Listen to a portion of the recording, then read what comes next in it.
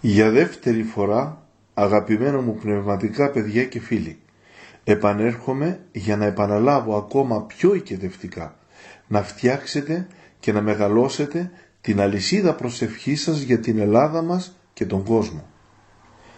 Απευθύνομαι σε εσάς που μπορείτε να φουκραστείτε τα πονηρά σχέδια του σατανά, που μέσα από την ελεγχόμενη από αυτόν πενταρχία του σκότους ετοιμάζουν τον όλεθρο της ανθρωπότητας για την έλευση του αγαπημένου τους σατανικού Μεσσία. Ζητώ τη συμμετοχή όλων σας σε έντονη καρδιακή προσευχή, σαν τη μόνη αποδεδειγμένη λύση από τον ουρανό για την αποδυνάμωση ή και ακόμα τη ματαίωση πολλών δυνατοτήτων και ενεργειών των προδρομικών εωσφορικών αποφάσεων για τον υγιεινό παγκόσμιο όλεθρο. Όλος ο κόσμος, πριν έρθει η στιγμή να δει το βδέλιγμα της ορμόσεως, θα περάσει από 3 διαδοχικές φάσεις, με συντελεστές τα τελευταία 3 μεγάλα βασίλεια του κόσμου. Βασίλεια με σύντομες βασιλείες, αλλά μοναδικές σε καταστροφική δύναμη και επιβολή. Τα 3 αυτά βασίλεια θα είναι το βασίλειο της Αρκούδας, το βασίλειο του Δράκου και το βασίλειο του Φιδιού. Το βασίλειο της Αρκούδας. Σε αυτό το βασίλειο της Αρκούδας που θα ηγείται η Ρωσία και θα την ακολουθούν μερικά ισχυρά κράτη με μεγάλη δύναμη και σε οικονομία και σε στρατό, θα επιχειρηθεί η αλλαγή συνόρων σε παγκόσμιο επίπεδο μέσα από πολέμους ή καθοδηγούμενες διπλωματικές συγχωνεύσεις κρατηδίων. Η έντεχνη και προγραμματισμένη σύγκρουση των υπερδυνάμεων μέσα από την πονηρή διπλωματία της Ευρωπαϊκής Ένωσης και της Αμερικής, που θα οθήσουν κάποια κράτη να συγκρουστούν ή δόλια να δημιουργήσουν σοβαρά προβλήματα στην επέλαση της Αρκούδας, θα έχει καταστροφικά αποτελέσματα. Με ακαριαία χτυπήματα της Ρωσίας θα δουν οι ανόητοι αρχηγοί αυτών των κρατών που πίστηκαν από εκείνους που δήθεν είναι συμμαχοί τους, αλλά με πονηριά τους χρησιμοποιούν για τη δικά τους σχέδια, την ολοκληρωτική καταστροφή των εθνών τους. Είναι τότε που κάποια κράτη θα σβήσουν από το χάρτη. Μην επαναπαύεστε κράτη του Βορρά στη φαινομενική οικονομική σας ευμάρεια και την δίθεν ουδέτερη σχέση σας από τις ήδη σχεδιασμένες πολεμικές συγκρούσεις. Η ανοησία των ηγετών σας να πιστούν από εκείνους που σας χρησιμοποιούν θα είναι η αιτία της καταστροφής σας. Μιας καταστροφής τέτοιας έκτασης που μόνο έκπληξη, τρόμο και παγκόσμιο φόβο θα προκαλέσει για το επόμενο στάδιο. Κράτη του Βορρά, Φιλανδία, Νορβηγία, Σουηδία, αφήσατε την καρδιά σας να φύγει από τον αληθινό Θεό, που μόνο στα χείλη τον ονοματίζετε, και μείνατε πνευματικά ανοχήρωτοι. Αφήσατε την πατρική αγκαλιά και στοργή του αληθινού Θεού που σας σκέπαζε και οπλίσατε με την αδιαφορία σας στην ύπαρξή του το όπλο του μισάνθρωπου σατανά να σας πληγώσει. Αν επιστρέψετε πίσω στην φιλάνθρωπη καρδιά του εσπλαχνικού Θεού με την αληθινή μετάνοια, δεν θα έχετε τίποτα να φοβηθείτε. Αν πάλι αδιαφορήσετε ή κοροϊδέψετε τη θεϊκή του πρόσκληση και θελήσετε μόνοι σας να προχωράτε, εκτεθειμένοι στις πονηριές του σατανά, τότε σύντομα, ταπεινωμένοι, θα διαπιστώσετε πόσος σας τύχησε η ανόητη επιλογή σας. Το βασίλειο της Αρκούδας, μόλις το πειράξετε, είναι έτοιμο να σας συντρίψει. Κάποια από εσάς μάλιστα ανεπανόρθωτα. Ουκρανία, δεν βλέπεις πως το πλήθος των Αγίων σου, των μαρτυρικών οσίων σου, κλαίει και προσεύχεται για σένα? Αμφισβήτησες την αληθινή πίστη σου, αφήνοντας βέβηλα την υποκριτική ουνία της φράγκικης δυναστείας να σε διχάσει. Δεν θέλησες να γαληνέψεις τα γάργαρα νερά της ορθόδοξης πίστης, που η αγιασμένη ζωή πλήθος οσίων και αγίων ευλόγησαν τα χώματά σου. Και τώρα στέκεται από πάνω σου ο πραγματικός εχθρός κάθε ανθρώπου για να σε πληγώσει θανάσιμα. Αν μπορούσες να δεις πόσο πονούν για σένα οι Άγιοι σου και πόσο οικετεύουν το Θεό να σε σπλαχνιστεί, τώρα θα γονάτιζες μαζί τους και θα οικέτευες μετανοημένοι και ταπεινωμένοι για τη λύτρωσή σου. Δεν θα πάψω όμως να πιστεύω πως πολλοί θα είναι αυτοί που θα πάρουν αυτό το μήνυμα και με την αλυσίδα προσευχής που ήδη όλο και πιο πολύ μεγαλώνει, θα αποτρέψουν το χειρότερο κακό. Το κακό αυτό θα γίνει πράξη ανελαίει της καταστροφής σε ένα άλλο διπλανό κράτος με τη Ρωσία, λόγω του υπερφύαλου εγωισμού των ηγετών του. Πολλά κράτη που βρίσκονται στα πόδια της αρκούδας θα την αποδεχθούν ως νέα ηγέτιδα δύναμη και δεν θα πάθουν κακό, γιατί θα δηλώσουν υποταγή στα θέλγητρά της. Γεωργία, κράτος με αυτοπεποίθηση. Μέχρι πότε θα πιστεύεις αυτούς που σε βάζουν να πολεμήσεις σαν ποντίκι την αρκούδα? Αναλογήσου την αλήθεια και πράξε συνετά. Δεν θα ήθελα να κλάψω πάνω σε κατεστραμμένη και ερειπωμένη γη που μόνοι σου θα προκαλέσεις. Αυτοί που θα θελήσουν να ενδιωθούν στην αρκούδα και να την προκαλέσουν, μόνο αλίμονος αυτούς θέλω να πω.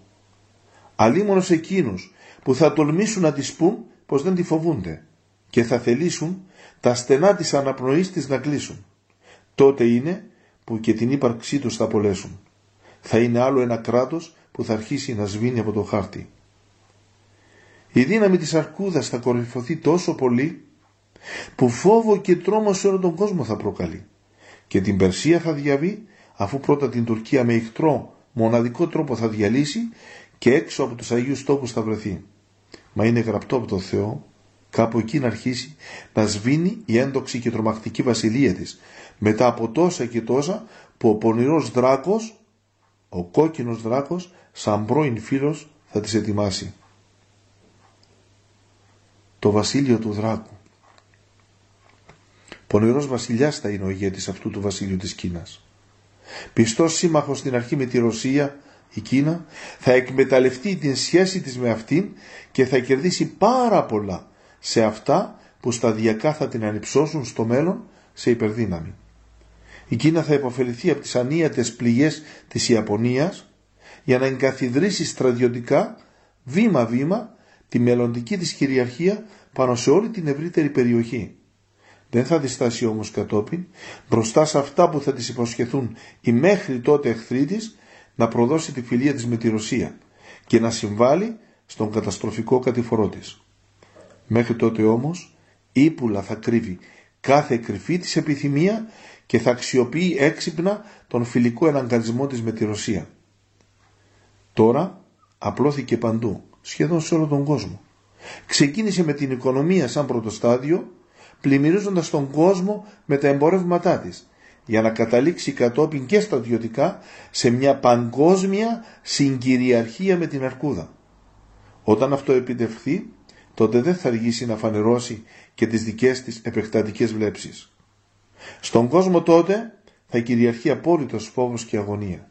Σε ένα κατεστραμμένο και ρυπωμένο κόσμο θα επιβάλλει με φωτιά και με ατσάλι τις αθεϊστικές της πεποιθήσεις, ζητώντας απόλυτη υπακοή και εφαρμογή. Την καυτή ανάσα του κόκκινου δράκου θα νιώσει και η Ευρώπη αλλά και η Αμερική. Θα υποφέρουν και οι δυο πολύ. Από όπου θα περνά και θα επιβάλλεται κατακτητικά με φοβερή κομμουνιστική μεθοδολογία θα κάνει τους ανθρώπους να στενάζουν και να υποφέρουν. Οι χριστιανοί θα ζήσουν πιο πολύ από όλους τους ανθρώπους τους ανυπόφορους διωγμούς του σατανικού δράκου. Αν και δεν είναι της ώρας να ξεδιπλωθεί στους πιστούς ανθρώπους ο σατανικός σκοπός και ρόλος αυτής της βασιλείας, θα μπορούσαμε μια λέξη να την περιγράψω ως εφιαλτική. Αλίμονος στους ανθρώπους εκείνους που θα ζουν τότε μέσα σε αυτό το βασίλειο της τέλειας εξουθένωσης και η καρδιά τους δεν βρίσκεται ακουμπισμένη στη γλυκιά θεϊκή καρδιά του Κυρίου μας Ιησού. Οι άνθρωποι θα εκτελούν σαν απλά ρομπότ τις υπαγορευμένες κρατικές εντολές. Μαντρωμένοι σε ανθρώπινα κλουβιά δεν θα έχουν περισσότερα δικαιώματα από τα κατοικίδια ζώα. Η ζωή και ο θάνατος δεν θα έχουν για τον άνθρωπο καμία αξία. Εξάλλου αυτή θα είναι και η σατανική ιδεολογία αυτού του βασιλείου. Προδρομικός προπομπός αυτό το βασίλειο εκείνου που θα ακολουθήσει μετά. Τα δύο αυτά βασίλεια θα είναι ολιγόχρονα, αλλά θα προκαλούν μεγάλες παγκόσμιες ανατροπές στο πέρασμά τους. Αυτό όμως που πιο πολύ θα στιγματίσει την παρουσία τους είναι το γεγονός ότι θα προκληθούν και θα αντιδράσουν πυρηνικά. Τότε είναι που η ειρήνη θα φύγει τελείως από τον κόσμο και ο λοιμός με τον λοιμό, τη μοναδική από τότε που έγινε ο κόσμος πείνα, θα γίνει ο παγκόσμιος εφιάλτης. Το βασίλειο του φιδιού. Το τελευταίο βασίλειο με τον μοναδικό στην ανθρώπινη ιστορία ηγέτη. Αυτόν που όλοι θα μαθαίναμε σαν δέλυγμα της ερημόσεως. Με τη μορφή φιδιού, βλέπεις, μπόρεσε να πλανέψει ο Σατανάς τον πρωτόπλαστο άνθρωπο μέσα στον παράδεισο. Με το ίδιο δηλητήριο της πλάνης θα χρησιμοποιήσει τον ίδιο τον άνθρωπο, πρώτα την όμορφη δημιουργία του Θεού να καταστρέψει με τους ηγέτες των εθνών που ο ίδιος ο Σατανάς ανέβασε στις εξουσίες, και μετά όλη την ανθρωπότητα να υποτάξει κάτω από το γνήσιο παιδί του σκότους, τον ψευδομεσσία Αντιχριστό. Η βασιλεία αυτή του παιδιού θα είναι μοναδική στην ιστορία της ανθρώπινης ζωής. Όλες οι μέχρι τώρα βασιλείες του κόσμου είχαν σαν στόχο να υποτάξουν τη γη, την υλική πλευρά του ανθρώπου. Αυτή η βασιλεία του φιδιού και την ψυχή και το σώμα, και την ύλη και το πνεύμα. Γι' αυτό και οι μέθοδοι που θα χρησιμοποιηθούν θα είναι μοναδικοί στο είδος τους. Με την πιο τέλεια, το τονίζω αυτό, με την πιο τέλεια δύναμη της τεχνολογίας και μάλιστα της νανοτεχνολογίας. Ο Αντίχριστος αυτός ηγέτης θα έχει την δύναμη και την εξουσία να ελέγχει σωματικά και νοητικά κάθε άνθρωπο υποτελεί του. Αφού πείσει πρώτα όλους τους ανθρώπους, όσους επέζησαν από τις εφιαλτικές πολεμικές εμπειρίες των κρατών και δοκιμάστηκαν ακόμα πιο τρομερά από την αγωνία επιβίωσης λόγω της έλλειψης των τροφίμων και του νερού, ότι αυτός είναι ο μοναδικός πρίγκιπας της ειρήνης, ο πραγματικός Μεσσίας, θα τους εξαναγκάσει εκούσια να τον αποδεχτούν ως μοναδικό βασιλιά τους. Τότε είναι που θα τοποθετήσει σε όλους τους υπηκόους του το περίφημο τσιπάκι με τον κωδικό του ονόματός του. Με αυτό το υπερυψηλής νανοτεχνολογία τσιπάκι θα μπορεί να βλέπει και να ελέγχει σχεδόν απόλυτα ό,τι θα αφορά τον άνθρωπο αριθμό. Για το τρίτο και τελευταίο βασίλειο, με αρχηγό τον προφητευμένο γιο του σκότους, άλλη φορά θα σχολιάσω. Όλα όσα γύρω μας ετοιμάζονται και όσα θα αρχίσουν να συμβαίνουν με τούτο το τελευταίο βασίλειο του κόσμου θα έχουν σχέση, παιδιά. Απροκάλυπτα οι λαοί και οι ηγέτες των εθνών γι' αυτό από τώρα θα μιλούν. Η εξουθενωμένη ανθρωπότητα από τα τρία μεγάλα κακά που θα ενσκύψουν, τον λοιμό και τον πόλεμο, δηλαδή τις αρρώστιες, την πείνα και τον πόλεμο, θα είναι αδύνατη για να αντισταθεί. Η απομάκρυνσή της από την αλήθεια του Ευαγγελίου θα την οδηγήσει με πιο γρήγορα βήματα στην αγκαλιά του ηγέτη του ελεύθερου. Τα λογότυπα της άτυπης μεν, αλλά υπαρκτής νέας παγκοσμιοποιημένης κυβέρνησης θα γίνονται όλο και πιο φανερά, μέχρι να εντυπωθούν στη συνείδηση όλης της ανθρωπότητας. Ακόμα, τολμώ να το πω και αυτό, παιδιά, ακόμα και οι πόλεμοι εναντίον της, με δόλο και πονηριά υπέρ αυτής θα χρησιμοποιηθούν. Ποιος αλήθεια θα μπορεί να της εναντιωθεί, αφού το σκοτάδι που περιβάλλει το φως της γνώσης δεν αφήνει εύκολα τους ανθρώπους να δουν αυτό που έρχεται. Απέναντίας, σαν τυφλοί, αφήνουν τυφλούς να τους οδηγούν, υπακούοντας πιστά και χωρίς στοιχειώδη αντίδραση, ακόμα και σε θέματα κοινής λογικής. Η ψυχή του ανθρώπου έχει βληθεί και πληγωθεί ανεπανόρθωτα. Ακόμα και οι δίθεν πνευματικοί άνθρωποι μόνο καθησυχαστικά μιλούν, αποφεύγοντας σαν γνήσιοι πνευματικοί πατέρες να αφυπνίσουν. Αγαπητά μου παιδιά και φίλοι, η περίοδος που διανύουμε είναι μία από τις πιο συνταρακτικές της ανθρωπότητας. Η εμφάνιση του γιου του σκότους, του επιλεγωμένου αντίχριστου, είναι επιθύρες. Οι απανταχού της γης μαριονέτες του δικού του θελήματος, οι ηγέτες των εθνών, εργάζονται ασταμάτητα για τον ερχομό του. Μέσα από τα πάσης φύσεως μέσα μαζικής αποβλάκωσης προετοιμάζουν την παγκόσμια συνείδηση για την ανάγκη της αποδοχής του. Ακόμα και οι πόλεμοι εναντίον του βασιλείου του θα χρησιμοποιηθούν υπέρ της παγκόσμιας κυριαρχίας του. Οι μόνοι όμως που μπορούν να αντισταθούν είναι οι πιστοί χριστιανοί. Όπλα μας είναι τα μυστήρια της Εκκλησίας μας. Το μυστήριο της εξομολόγησης θα είναι η ασπίδα μας.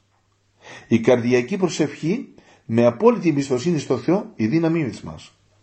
Η Θεία Κοινωνία, το απόλυτο αντίδοτο στις σατανικές ψυχοσωματικές επεμβάσεις. Ας δυναμώσουμε όλη τη δύναμη της αλυσίδας προσευχής μας. Ας την μετατρέψουμε σε παγκόσμια αλυσίδα προσευχής.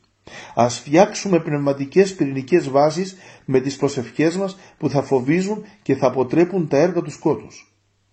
Τα άμεσα εμφανιζόμενα πολεμικά γεγονότα με παγκόσμια εμβέλεια, μόνο οι προσευχές των πιστών παιδιών του Θεού μπορούν αποτρεπτικά να επηρεάσουν. Ας αφήσουμε όλες τις ψυχές μας να ακουμπήσουμε με απόλυτη εμπιστοσύνη σαν μωρά στην αγκαλιά και την καρδιά του Θεού Πατέρα μας. Η αγάπη και το έλεος του αληθινού Μεσσία, του Κυρίου μας Ιησού Χριστού, είναι τόσο άπειρη που κανείς δεν πρέπει να φοβάται πως δεν θα την έχει. Ας πιστέψουμε στη σταυρική του θυσία και η χάρις του Παναγίου Πνεύματος θα μας περιβάλλει με φως υπέρλαμπρο που θα διώξει τα σκοτάδια της ψυχής μας και θα μας ντύσει με τη δύναμη της ζωής. Μακάρι αυτοί που στην πνευματική σύγχυση που επικρατεί όλο και πιο πολύ και θα επικρατεί όλο και πιο πολύ, να πιστέψουν στον γλυκό βασιλιά και Θεό μας Ιησού Χριστό και ομολογήσουν ότι αυτός είναι πράγματι η οδός και η αλήθεια και η ζωή. Τότε στο φόβο που γύρω θα επικρατεί, αυτοί θα έχουν γαλήνη, και στην ψυχοσωματική πείνα που θα κυριαρχεί, αυτοί θα έχουν τα απαραίτητα της ζωής. Μα πάνω απ' όλα κανένας μας δεν πρέπει να ξεχνά ποτέ ότι από αυτή τη ζωή είμαστε μόνο περαστικοί, αφού η πραγματική μας πατρίδα είναι στον ουρανό, γιατί εκεί βρίσκεται το ουράνιο βασίλειο που έφτιαξε για μας ο Θεός. Και τώρα, φίλοι και αδέρφια, όλοι μαζί ας στρωθούμε με απόλυτη εμπιστοσύνη στο Θεό και Βασιλιά μας, στο ιερό έργο της προσευχής, που τρομοκρατεί τον σατανά και αποδυναμώνει τα σατανικά του έργα. Πάντα ο Θεός ακούει τα παιδιά του και ό,τι είναι σύμφωνο με το θέλημά του, πάντα για το δικό του το καλό, το ικανοποιεί. Αμήν.